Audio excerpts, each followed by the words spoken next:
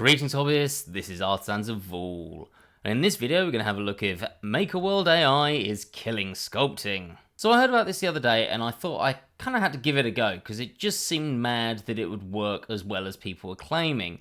So I've come over to MakerWorld Beta. I'm pretty sure this is run by Bamboo Labs, and we've got various things that you can get here, like all the 3D models and stuff that people upload, though obviously you can upload to this as well. I'll come back to that later.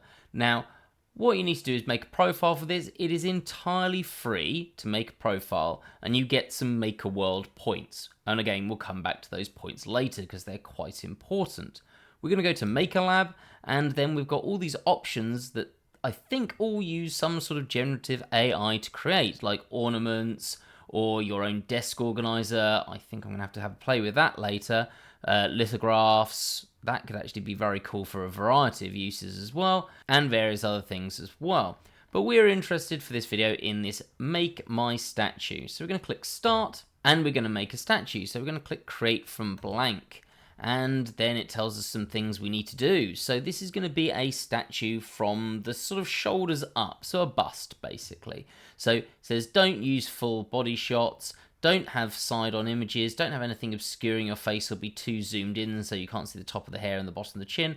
So basically this is what you want. Even if you want some strange screamy face, that should be okay. And we're going to click Confirm. And then it says we need to upload some sort of image. So let's go find an image. So we're going to come to Google and we're going to look for a photo of Henry Cavill, because everyone loves Henry Cavill, and the idea of putting Henry Cavill on a Space Marine obviously appeals. Go to images and we'll find a image that seems to work well following those guidelines.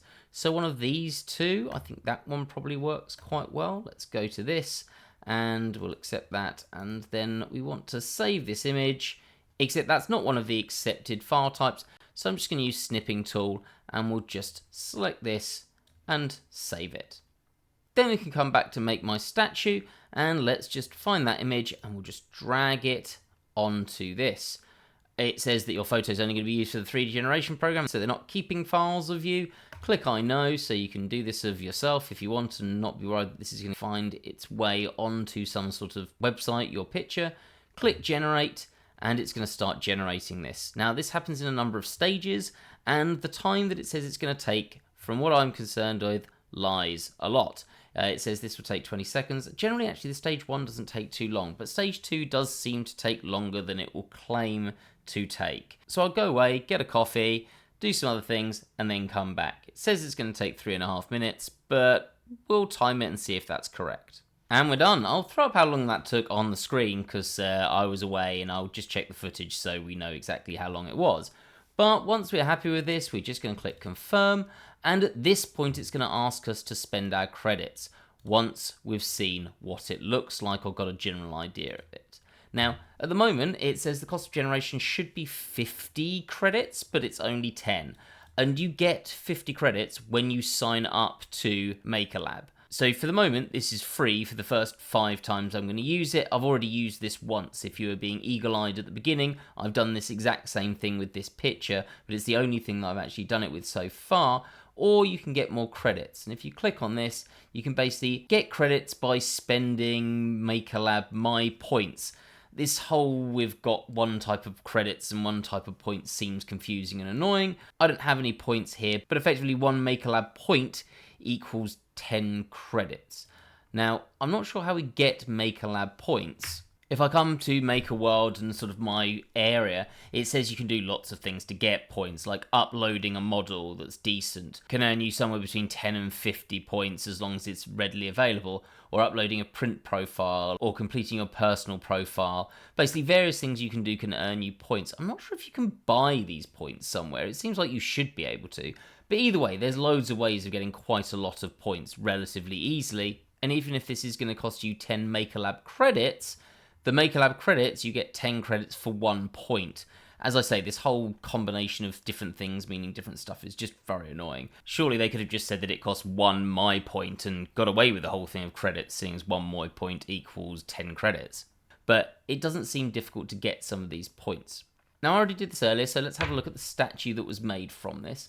Now, do bear in mind, this has all been generated by AI, and it is very much done from the front. So we'd expect the front to be pretty good, and it does look quite good. Maybe a bit skinny. We'll have a look at that later.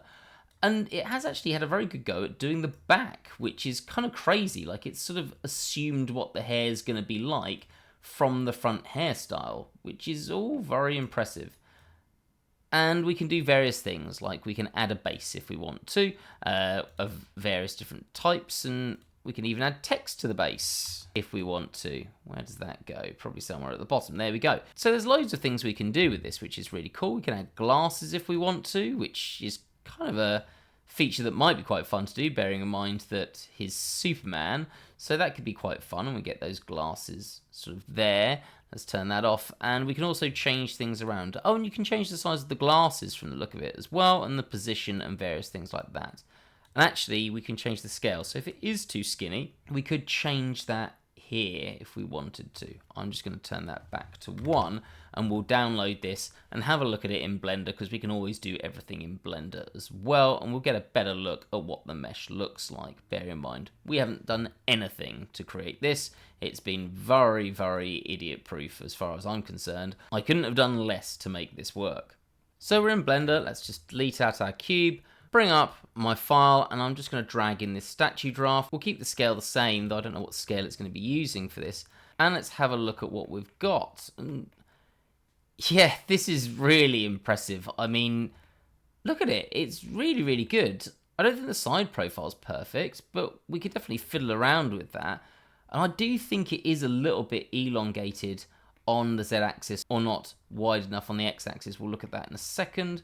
And yeah, like, we've got a few minor issues, like this ear doesn't look quite right. We could probably just fill that out a little bit when sculpting ourselves. But other than that, it's really good. I mean, they've given him a very fat neck at the back that's sort of overhanging his shirt. So I'm not sure that's totally accurate. And we've sort of got some lines on this tie. That's because the tie had lines on it, and I think it's taken that as creases.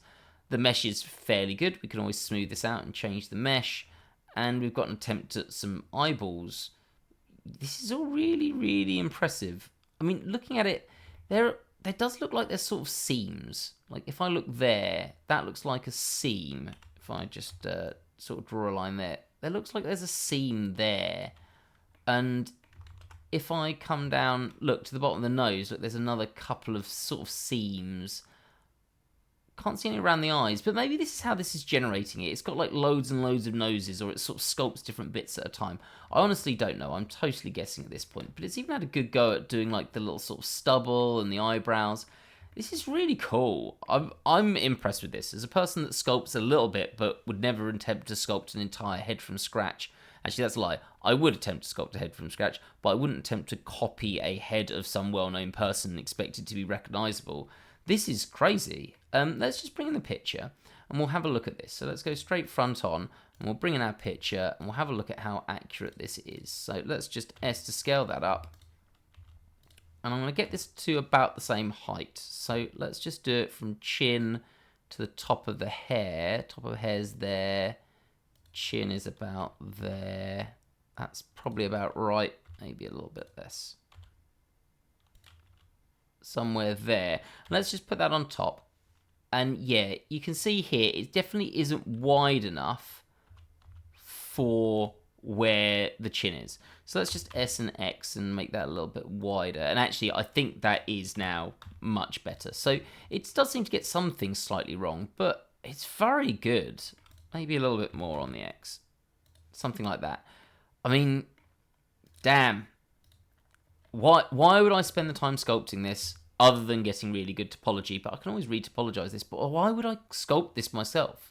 And this would be so easy to just take off maybe the head and put it on some other object. I mean, this is really exciting. And if you can just take a photo of a friend and get this gooder image straight away, it does start to ask some questions about whether you really need to 3D scan things as well, if you can do it with a single photo.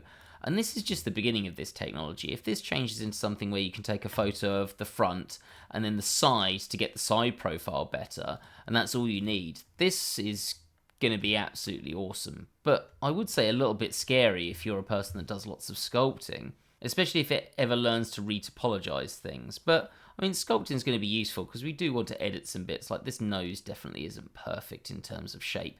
So, yeah, I don't know. I mean, if you're a sculptor in Blender, I generally do hard surface objects.